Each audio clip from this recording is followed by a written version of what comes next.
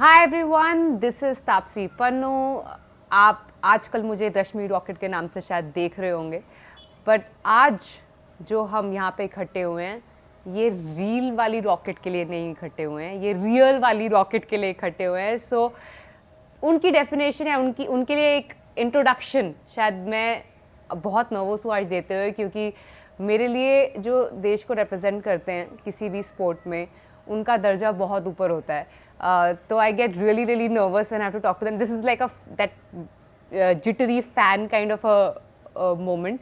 अब इनके लिए इतना ही बोलूँगी कि इनकी रफ्तार ने सिर्फ हमारी कंट्री को ही नहीं, पूरी दुनिया को बुरी तरह से हिला दिया है। It has literally put our country on the world map where it comes to like our upcoming new young talent who are going to race to victory and bring us lots of medals. So let's welcome our Arjuna Award winner, Assam की Dhing express और भारत की शान Hima Das. Thank you. अच्छा हिमा, ये मैं आपको पहले भी बोल चुकी हूँ कि मैं अभी बहुत नर्वस हूँ, क्योंकि मेरे लिए बहुत बड़ा फ़ैन मोमेंट है। बहुत बड़ी बात होती है किसी स्पोर्ट्स स्टार से बात करना जो आपकी कंट्री को रिप्रेजेंट करता है बाहर, इतने प्रेशर में, इतने स्ट्रेस में।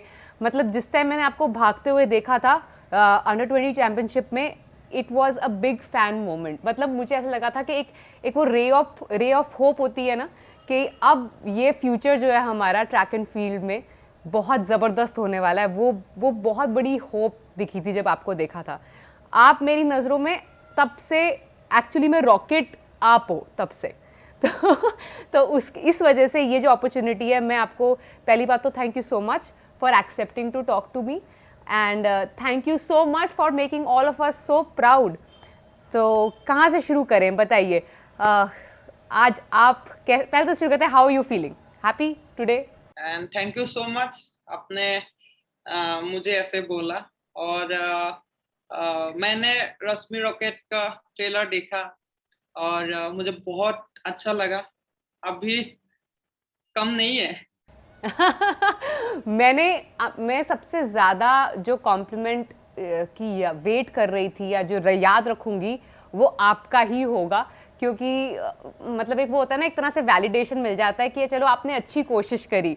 वो मैं सिर्फ आपकी तरफ से जो आएगा कॉम्प्लीमेंट, उसको सुनने के लिए वेट कर रही हूँ। और जब आपने ट्रेलर के लिए बोला, तो एक्चुअली मेरे लिए one of the bestest compliments मुझे मिल सकता है कोई इस फिल्म के लिए, वो था। जब से मैं पिक्चर की तैयारी कर रही हूँ, तब से ही मैं वेट करती हूँ कि कोई अगर मैं फोटो अपलोड करती हूँ तो हिमा लाइक करती है कि नहीं।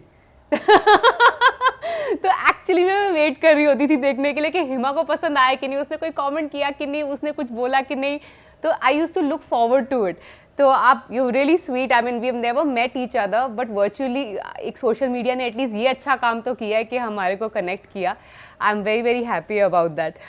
तो आज ना, मैंने तो जो भी मतलब मेहनत करी है, थोड़े गिवन टाइम के अंदर करी है, अभी भी कोशिश कर रही हूँ मतलब पिक्चर सही तरीके से पहुँच सके ऑडियंस को। मैं आपसे जानना चाहूँगी, क्योंकि मेरे को तो नानी दादी परदादी सब याद आ गए थे ये सब करते हुए। आप बताइए, आप कैसे बनी ढींग एक्सप्रेस? मतलब मैं जो रश्मि बनी, उसकी तो अलग ही स्मॉल टाइम स्टोरी है, वो तो थोड़े महीनों की जर्नी होती है। मैं आपसे जानना चाहूँगी कि ये आपने कहाँ से शुरू किया था अपना सफ़र, कैसे आप अपनी जर्नी को समराइज करेंगी? ये क्वेश्चन तो बहुत होते ही है। ऑब्वियसली मैं भी एक्सेप्ट किया था, आप भी बोलेगी। एंड मैं थोड़ा सा प्रिपेयर भी थी इसके लिए। अच्छा, आप ये बताइए, आप बचपन से एथलीट बनना चाहती थी कि नहीं, कि आप बाय चांस आ गई? ऐसा कुछ सोच लेके मैंने नहीं आया, लेकिन ऑफ कोर्स मुझे पुलिस ऑफिसर बनना था। वो सोच मेरा बचपन से थी, जो अभी फिलहाल मैं डीएसपी में अपॉइंट हुई हूँ, हाँ, आपको पूरी पता हो है। गया है। हाँ जी, हाँ जी। एनीवे, मैं पहले फुटबॉल खेली थी, बिकॉज मेरा फादर भी फुटबॉल खिला रही थी एक टाइम।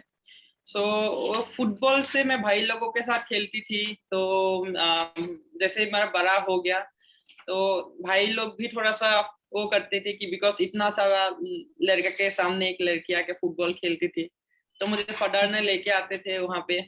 तो मैं भी वहाँ पे ज्वाइन करती थी। तो ऐसे ही मैंने शुरुआत किया। और एथलेटिक्स में ऐसे है कि हमारा मैं जहाँ से बिलोंग करती हूँ, उस जगह का नाम है ढींग। सो वहाँ पे नवोदय विद्यालय नाम करके एक विद्यालय थी, तो वहाँ पे हमने योगा सीखने के लिए गई थी। तो वो स्कूल कंपटीशन हुई, ढींग के अंदर जितना स्कूल है। तो वहाँ पे मुझे शामसुल सर ने बोला कि आप एथलेटिक्स में आइए, तो एथलेटिक्स में आप बहुत बड़ा नाम कमा सकते हैं। बिकॉज उन्होंने मुझे देखा था कि मैंने ट्रैक सूट पहन के जाती थी, शूज लगा के जाती थी, प्रॉपर मतलब डिसिप्लिन से जाती थी। तो इसके लिए शायद शमसुल सर ने मेरे पे कुछ देखा होगा उस टाइम। तो सर ने बोला कि आप एथलेटिक्स में आओ, मैं आपको गोल्ड दूंगी डिस्ट्रिक्ट लेवल में, तो आप वहां पे जाके पार्टिसिपेट कीजिए। तो मैं डिस्ट्रिक्ट लेवल में गई, और डिस्ट्रिक्ट लेवल में मैंने पहला मैच में मैंने रिकॉर्ड कर दिया 100 मीटर में, डिस्ट्रिक्ट रिकॉर्ड। तो ऐसे ही शुरुआत। आपको याद है कि कितना रिकॉर्ड था आपका 100 मीटर के लिए पहली बार जब आप भागी थी? तब तो इतना एग्जैक्ट याद नहीं है, बिकॉज हैंड टाइमिंग थी, 14 हाँ। सेकंड समथिंग ऐसे होगा शायद। हम्म। तो हम्म। उसके बाद शुरुआत ऐसे ही हुई, मतलब एथलेटिक्स में। उसके बाद डिस्ट्रिक्ट मीट हुई, inter district all Assam. Assam में हर डिस्ट्रिक्ट पार्टिसिपेट करते हैं वो गेम में।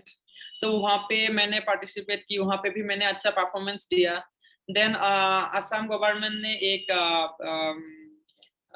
कैंप शुरुआत किया गुवाहाटी में, सरोसजा स्टेडियम में। वहाँ पे मुझे निपुण sir and Navjeet sir follow कर रही थी।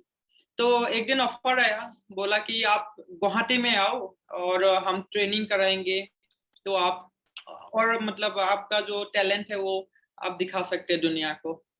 तो मैंने घर में बोला, मम्मी थोड़ा सा गांव में थोड़ा सा होते हैं, मम्मी थोड़ा सा ये पढ़ाई कर लो ऐसे ऐसे।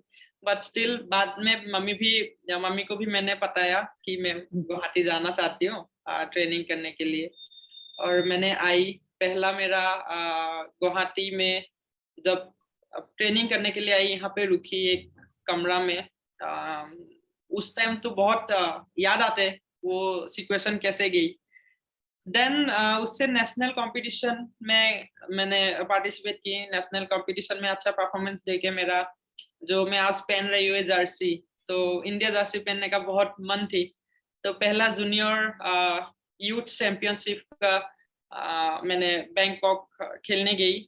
तो ऐसे धीरे धीरे इंटरनेशनल लेवल में आई। एंड लास्ट मोमेंट में ऐसा हुआ कि मैं जूनियर हूँ, लेकिन मैं सीनियर में पार्टिसिपेट करने के लिए आ गया था चेन्नई में। तो वहां पे मेरा जो परफॉर्मेंस थी, और फेडरेशन को काफी ज्यादा खुशी हुआ। एंड फेडरेशन ने मुझे ऑफर की, आप इंडियन कैंप के लिए सिलेक्ट हुए हो, आप आओ पटियाला, आप लोगों को हम इंटरनेशनल कोच से सिखाएंगे। मैं बहुत सौभाग्य हूँ कि मैं जिस कोच के साथ ट्रेनिंग करती हूँ, उन्होंने मुझे ये दुनिया दिखाया है। आई मीन इंटरनेशनल लेवल में जो एक्सपीरियंस होते हैं, तो उन्होंने मुझे दी है। वो मैडम गेलिना मैम, कोच रशिया का बिलोंग करते, वो भी ओलंपियन है, ब्रॉन्ज मेडलिस्ट है। और सबसे बात आपको सुनने मजा आएगा कि आज का डेट में 78 ईयर्स ओल्ड है मैडम का। देन मैं कॉमनवेल्थ में गई, और कॉमनवेल्थ ऑस्ट्रेलिया में सबसे छोटा एथलीट में ही थी उस गेम में। सबसे छोटा रॉकेट थी तुम, मतलब सबसे छोटा छोटा पैकेट, बड़ा धमाका किया तुमने वहां पे जाके। लेकिन आप जैसे बोलते हैं ना कि हर जीत तो बस प्रेरणाएं है, लेकिन हमारा काम है कोशिश करने जाना है कि देश के लिए कुछ करूं। हाँ। तो ऐसा। हाँ भाई, हार जीत तो परिणाम है, कोशिश हमारा काम है। हाँ, वो आपने फॉलो किया। I am glad to know that, very happy to know that. मुझे एक बात बताना हिमा, आप बता रहे थे कि स्टार्टिंग में जैसे आपको ऑब्वियसली मम्मी को कंसर्न था, जैसे हम भी जब एक्टर्स शुरू करते हैं अपनी जर्नी, हमारे पेरेंट्स को भी बड़ा वो होता है कि पढ़ाई कर लो, ये क्या करने की ज़रूरत है। हमारी भी एक तरह से इस तरह के हर्डल्स आते हैं। आपके जैसे बता रहे थे, आप कह रहे थे इकलौती लड़की होती थी, इतने सारे लड़कों के साथ आप खेलते थे फुटबॉल, तो सब कहते एक लड़की ऐसे क्या घूम रही है। तो उस टाइम पे आपको ऐसा लगता था कि शायद ऐसे कौन सी प्रॉब्लम्स आ रही थी जो आपको लग रहा था कि क्योंकि आप एक फीमेल एथलीट हो इसलिए आपको वो प्रॉब्लम आ रही है, शायद अगर मेल एथलीट होते तो शायद ये वाली प्रॉब्लम्स नहीं आती। ऐसी कोई प्रॉब्लम्स आपको याद आती हैं आपके बिगिनिंग फेज से लेके अभी तक? कुछ करने के लिए जाते हैं तो प्रॉब्लम्स तो जरूर आए गए। तो उसको कैसे सॉल्व करके आगे जाना है वो हमारा काम है। जैसे आज का डेट में ऐसे भी बोल सकती हूँ कि प्रॉब्लम्स ऐसे होते हैं, अपना जो टाइमिंग लेवल है उसको मेंटेन करके रखना, वो सबसे बड़ा मुश्किल काम मुझे लगते हैं। बिकॉज जब मैं इतना लोगों के पास मतलब नहीं जानती थी हिमा कौन है, तब अच्छा थी कि मैं कर रही थी। जब जानने लगा है तो हर मैच में लोगों का एक्सपेक्ट होते हैं कि कुछ लाना है, ये करना है, तो वो चीज को मेंटेन करना सबसे मुश्किल लगते हैं मुझे आज का दिन में जो सोचूंगी तो। लेकिन कोई नहीं, उसको फेस करके उसको कैसे सॉल्व करके आगे जाना है वो हमारा काम है। तो ऐसे ही मैंने मतलब जो तो प्रॉब्लम है उसको फेस करती हूँ। तो आपको एक्चुअली अपना बिगिनिंग टाइम की जो प्रॉब्लम्स थे वो ज़्यादा डिफिकल्ट लगे कि जो अभी ये मेंटेन करना पड़ रहा है, ये एक्सपेक्टेशन जो आपको दिमाग में रखनी पड़ती है कि लोग अब उम्मीद करते हैं कि हर कंपटीशन में जाके कुछ ना कुछ जीत के ज़रूर आए, ये ज़्यादा मुश्किल है, या वो इनिशियल स्ट्रगल आपकी ज़्यादा मुश्किल थी जब आप दो जो वो अभी हिमा दास जो ढींग एक्सप्रेस लोग जानते हैं? हाँ, इनिशियल टाइम में तो मजा आती थी, जो प्रॉब्लम्स मतलब होते थे तो उसको फेस करके बहुत मजा आती थी।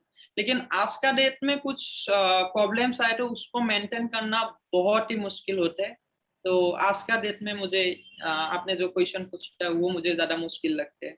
तो अभी आपको क्या लगता है कि ऐसी एक चीज़ जो आपको लगती है, अगर आप मतलब एक ऐसा नाम, अब ऑलरेडी आपको लोग इतना जानते हैं बट इससे भी अगर ऊंचे नाम पे आप पहुंचे कंट्री के लिए और मेडल्स लेके आए, तो ऐसी कौन सी चीज़ है जो आप होप करेंगी आप अपनी हमारी कंट्री के आने वाले जो स्प्रिंटर्स हैं, जो फीमेल एथलीट्स हैं, उनके लिए आप बदलना चाहेंगी? कुछ उनके लिए क्या बेटर करना चाहेंगी कि उनको वो प्रॉब्लम्स फेस ना करनी पड़े जो आपको करनी पड़ी थी? ऐसा कुछ आपने सोच के रखा है कि शायद आई होप ये चेंज हो जाए, मेरे हाथ में हो तो मैं ये चेंज कर दूं? हमारे हाथ में तो कुछ नहीं है, सबको ऊपर अभी अभी तो तो नहीं नहीं है, है। बट अगर आपके हाथ में ये पावर आई कल, अब भगवान ने आपको बहुत सक्सेस दी आगे भी, और आपके हाथ में पावर आई कि मैं ये थोड़ा सी ये चीज़ बेटर कर देती हूँ आने वाली एथलीट्स के लिए, तो आप क्या चेंज करना पसंद करेंगी? मैं ये मानती हूँ कि मुझे जो पावर वगैरह के होते हैं नहीं, इसमें नहीं जाऊंगी। लेकिन मैं ये बोलूंगी कि जब ट्रैक में कुछ जैसे टाइमिंग हो या सब टाइम में तो एक जैसा नहीं रहते, तो उसको फेस करके कैसे आगे जाना है, उसको खुद मतलब खुद ही डिसीजन लेना पड़ेगा कि नहीं मुझे ये करना है और इसमें ही मुझे आगे लेके जाना है मेरे टैलेंट को, या कोई भी लाइक कुछ भी लाइक यू नो जैसे गेम होते हैं, कभी ना कहीं ट्रैक अच्छा भी नहीं हो सकते, कभी वेदर भी नहीं हो सकते, वो माइंडसेट को फेस करके रखना चाहिए। तो वो मैं बोलूंगी। लेकिन कुछ पावर के बात करोगे तो वो पावर मैं कभी यूज नहीं करूंगी। पावर आए तो अच्छे काम के लिए यूज करने का मन तो होता है, या आप, मैं वो अच्छी काम के लिए आपको पूछ रही थी कि आपको क्या मन करेगा कि ये अच्छी चीज मैं मतलब शायद मैं कर पाऊं तो बेटर हो जाए सिचुएशन आने वाली एथलीट्स के लिए, मैं उस तरह से आपसे पूछ रही थी। क्योंकि बहुत सारी आने वाली एथलीट्स होने वाली हैं जो आपको देख के बहुत इंस्पायर होंगी, आपसे इंस्पिरेशन लेंगी, वो उम्मीद करेंगी कि आप जैसे बन सके इन द फ्यूचर, आप उनके लिए एक तरह से रोल मॉडल हैं। इनफैक्ट मतलब मैं तो एथलीट हूँ भी नहीं, बट फिर भी जब मैं प्रिपरेशन कर रही थी तो आप मानेंगे नहीं, जब हर रोज़ ट्रेनिंग के बाद, स्पेशली मेरी ट्रैक ट्रेनिंग के बाद, जब मेरी स्ट्रेचिंग हो रही होती थी, फिजियो सेशन चल रहा होता था, तो मैं आपका ही मतलब दिमाग में मेरे आ रहा होता था नाम, मैं सोच रही होती थी भगवान का शुक्र है ये मैं सिर्फ पिक्चर के लिए कर रही हूँ, रियल में नहीं करती हूँ क्योंकि ये रियल में करना ये मेरे बस की नहीं है। ज़िंदगी का हर एक दिन ये करना, जो हार्डवर्क था वो 2 घंटे में जो जान निकल के बाहर आ जाती थी मेरी रोज़, मैंने कहा शुक्र है भगवान का मैं ये नहीं कर रही। तो hats off to you, you are doing this every day. आपके एक और चीज़ मैंने पूछनी थी जो मैंने भी फेस करी थी, तो मैं आपको जब कोई इंजरी होती है, जब आप ऑब्वियसली ये इतना हाई इंटेंसिटी स्पोर्ट है, जब आपको कोई इंजरी ऐसी हुई ट्रेनिंग के दौरान, अभी ये लास्ट ओलंपिक्स में मेरा एक्चुअली में ना मेरा थोड़ा सा हार्ट ब्रेक हुआ जब मैंने आपका वो पोस्ट पढ़ा कि किसी इंजरी के चलते आप नहीं जा पाएंगी, तो वो मुझे लगा अरे यार मेरे को देखना था।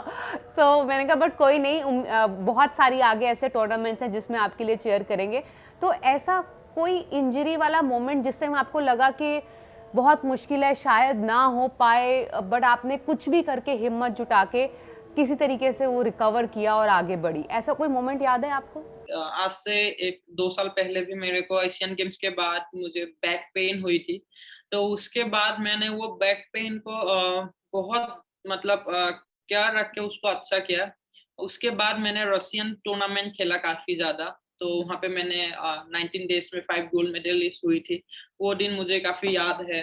और मतलब ऐसे होते हैं ना, जब हारते हारते जीतते हैं ना, वो मजा कुछ अलग मतलब होते हैं। तो वो सिचुएशन मेरे को उस टाइम हुई थी, तो मुझे काफी अच्छा लगा। बट आपने बोला ओलंपिक के बारे में, तो लास्ट मोमेंट में ऐसा हुआ जो कि मुझे 0.08 माइक्रो सेकेंड के लिए मैंने नहीं कर पाई। बट एनीवे, एज भी है, अभी बहुत छोटी हूँ, 21। हाँ। सो नहीं, अभी तो बहुत मेडल जीतने हैं हमने, अभी तो हम शुरू हुए हैं भागना, अभी तो बहुत दूर तक जाएंगे।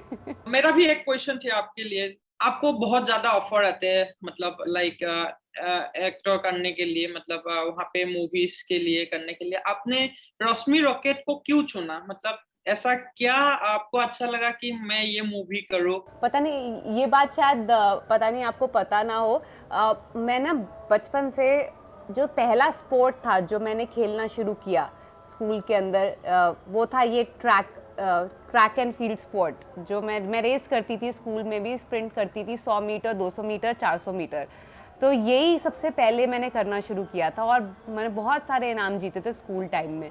उसके बाद से फिर बंद हो गया सब कुछ, फिर अलग अलग तरह के और स्पोर्ट्स सीखने लग गई मैं धीरे धीरे। मतलब एक्टर्स नहीं होते तो आप कौन सा स्पोर्ट सुनते थे तब? मैंने लाइफ में पहला स्पोर्ट मैं रेस किया था, तो शायद तो ये सब सारे स्पोर्ट्स फिल्में जो मुझे आती ना, अगर वो सारे मेरे सामने रख दो और एक चूज करने को बोलते तो मैं यही चूज करती, क्योंकि जो स्प्रिंटिंग था वो मैंने लाइफ में सबसे पहले ये करा था। तो वो कहते हैं ना, वो जो फर्स्ट लव इन स्पोर्ट्स, वो मेरे लिए स्प्रिंटिंग था, रेस करना था। इसलिए मैं आपको जब ट्रेलर देखा ना रश्मि रॉकेट का, तो आपका फिगर्स एंड जो स्टाइल थी, आपको मैंने बोला था इंस्टाग्राम में तब, हाँ, हाँ। रियली मतलब एक एथलीट के जैसा लगा है, और मुझे बहुत मजा आया वो देख के। ओहो, थैंक यू, थैंक यू। ये मैं फ्रेम करके रखूंगी ये वाला कॉम्प्लीमेंट, क्योंकि हाँ, मैंने बहुत मेहनत करी थी, इसलिए भी क्योंकि मैं नहीं चाहती थी, जब पहली फिल्म बन रही है ऐसी हमारी कंट्री की जो एक फीमेल एथलीट के ऊपर है, जो ट्रैक एंड फील्ड एथलीट है, मैं चाहती थी कि अपना 100% दूं, कि कल को कोई ये ना बोले कि ये इसने ठीक से नहीं किया, ये थोड़ी सी और इसको मेहनत करनी चाहिए थी। हालांकि सीखने को तो हर रोज आप कुछ सीख सकते हैं नया, बट अपनी तरफ से मैं 100% देना चाहती थी। आई एम हैप्पी कि आपको लगा कि ये वैसी लग रही है, क्योंकि मैंने दिल से एक स्प्रिंटर बनने की कोशिश करी है पिक्चर के लिए, क्योंकि मुझे और मेरे को चाहे नानी दादी याद आ गई करते करते, बट हर बारी फिनिश लाइन क्रॉस करते हुए एक ही चीज़ दिमाग में आती थी कि hats off to you guys, you do it every day. मतलब मेरे स्टार्टिंग ब्लॉक पे लगता था कि अब ये 100 मीटर खत्म करने के बाद कौन सी मसल में इंजरी आएगी भगवान जाने। हर बीच में आई भी थी मुझे एक इंजरी, और मुझे कुछ हफ्ते लगे थे, मेरी क्वाड्रिसेप मसल जो थी वो टाइट हो गई थी भागते भागते, क्योंकि मैंने इनफ कहते हैं ना स्ट्रेचिंग टाइम या relaxation time between my sprints नहीं लिया। एक्साइटमेंट के मारे में बहुत जल्दी जल्दी भागने लग गई थी, back to back multiple sprints करने लग गई थी, और वो मैंने इंजरी हो गई मेरी। और तभी मैं आपसे पूछ रही थी कि आपको कैसे हिम्मत मिली थी जब आपकी कोई इंजरी हो जाए तो वापस आने की, क्योंकि कभी कभी लगता है ना कि नहीं हो पाएगा। कभी ऐसा मोमेंट आया आपको लगा कि अब बहुत मुश्किल है, मुझसे और नहीं लड़ा जा रहा? कभी ऐसा लगा कि यार छोड़ो ये, अब मुझे नहीं करना? ऐसी फीलिंग आई कभी? ऐसा फीलिंग आई है, मैं नहीं बोलूंगी कि नहीं आई है, लेकिन ऐसा फीलिंग इस बार मुझे काफी ज्यादा फेस करना पड़ा ओलंपिक के दौरान के बाद में। लेकिन मैं बहुत पॉजिटिव थी। लेकिन एक एक टाइम होती थी, मतलब थोड़ा सा हट गई थी दिमाग कि मुझे नहीं करना है ये, तो मतलब जिस दिन वो बात बोला था, उस टाइम दौरान मतलब बॉडी में कुछ हुआ था। तो खुद ही सोचने लगा, नहीं ये बहुत रॉन्ग मतलब सोचने के लिए गई हूँ। बट होते हैं, कभी ऊपर नीचे होते हैं। स्टिल मतलब ऐसे इंजुरी होने के टाइम भी मतलब 0.8 माइक्रो सेकेंड, कितना पास, मतलब एक हवा भी नहीं हाँ है। तो वो डेफिनेटली दिमाग में आएगा। तो उसको भी मैंने थोड़ा सा पॉजिटिवली लिया कि इस टाइम मुझे कैसे कैसे फेस करना पड़ते हैं, मुझे समझ में आया इंजुरी क्या होते हैं, बिकॉज ये मेरा सबसे बड़ा इंजुरी है। मैं आपको एक बात कहूँ, जो चीज़ मैंने सोची थी, मैं अपने फील्ड में जब मुझे लगा था कि छोड़ो एक्टिंग, ये मेरे से नहीं हो पाएगी, जब टाइम साथ नहीं दे रहा था उस समय, लगता था कि चलो, उस टाइम ना मेरे आसपास काफ़ी ऐसे लोग थे कि जो शायद मेरे को रियलाइज़ हुआ कि ये मेरे को देख के शायद हिम्मत उनमें आ रही है कि अगर ये कर सकती है तो हम भी कर सकते हैं। अगर मैंने गिव अप कर दिया तो ये लोग भी शायद गिव अप ना कर दें।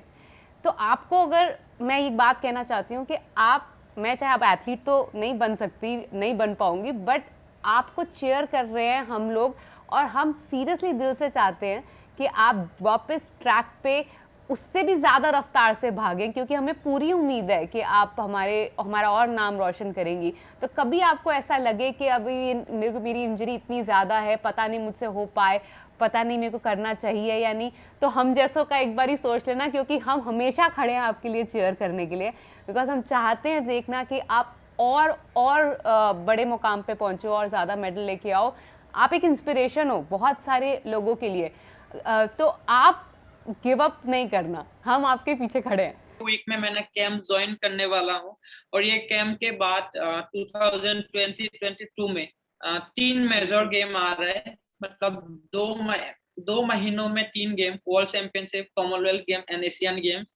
और वहाँ पे मैं चाहती हूँ आप लोग भी होपफुली आए और देखिए, तो बहुत मजा आएगा मुझे भी, और डेफिनेटली मैं ट्राई करूंगी अपना बेस्ट टाइमिंग बनाने के लिए वहाँ पे वो गेम में। एंड और जल्दी जल्दी भी आ रहे हैं 24 ओलंपिक्स। आप लोग प्लीज हाँ, दुआ कीजिए, आशीर्वाद कीजिए कि मतलब अच्छा करूं वहां पे, नॉट ओनली मी, पूरा इंडिया का टीम। और मुझे खुशी होगी, आप लोग खुशी हुआ है आपने ऐसे बोला, और मुझे बहुत मजा आया, और 2 गुना मैं अभी मेहनत करूंगी उसके लिए। और नेक्स्ट रश्मि रॉकेट, जो कि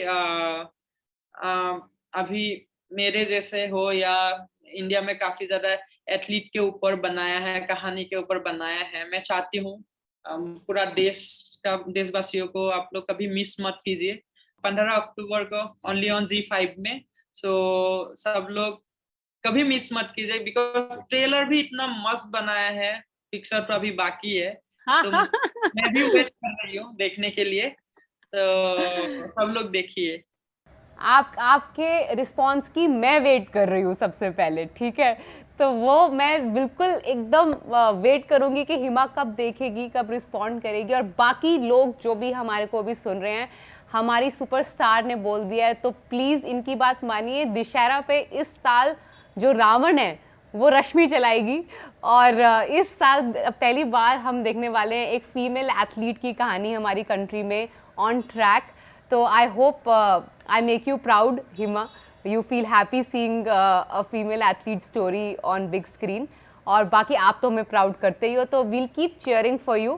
और वो जो भी आपके सेकंड्स होंगे ना, उससे हमारी जान भी एकदम अटकी होगी देखते हुए आपको। और आई होप हम भी सेलिब्रेट करें रश्मि रॉकेट की विक्ट्री और उसके बाद आपकी victory. So good luck to both of us for the coming festival season. Our running season is coming up very soon. Good luck to all of us. Thank you so much. I am very happy that I could get this chance to talk to you. Baki to you promised me whenever you're gonna come to Bombay, you will tell me and we will meet. Right? Definitely मेरे लिए बहुत अच्छा मौका होगा उस time. और आपको हाँ, बहुत बहुत बधाई, आपको और आपको पूरा टीम को ऐसा एक मूवी देने के लिए। सीरियसली बहुत दिल से बोल रही हो। ये सब देख के, मतलब ऐसा मूवी देख के हम लोग को काफी इंस्पिरेशन होते हैं। तो बहुत बहुत आपका पूरा टीम को, और मुझे पक्का मालूम है कि ये नंबर 1 मूवी बनेगा।